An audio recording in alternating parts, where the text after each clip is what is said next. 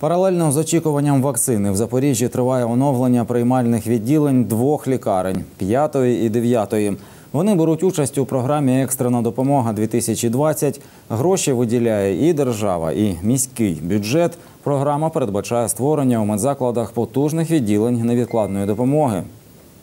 Роботи з перепрофілювання приймальних на відділення екстреної допомоги розпочалися у серпні. Зокрема, у 5-й лікарні на сьогодні виконано близько 80% першого етапу реконструкції. Зробили ремонт оглядових приміщень, процедурно-перев'язувальної, кімнати для санітарної обробки пацієнтів, реєстратури та вестибюлю, реанімаційної зали. Продовжується оновлення 2 операційних, санвузлів і душових. Загалом на будівельні роботи в обох лікарнях потрібно 60 мільйонів гривень. Частину грошей держава мала виділити влітку. 16 мільйонів.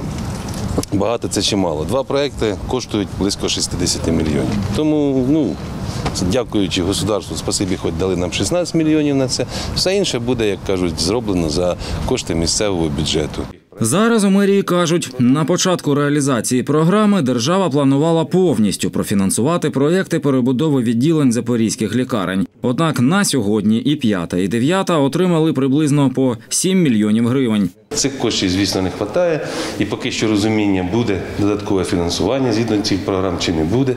Поки у нас якогось центрального рівня немає.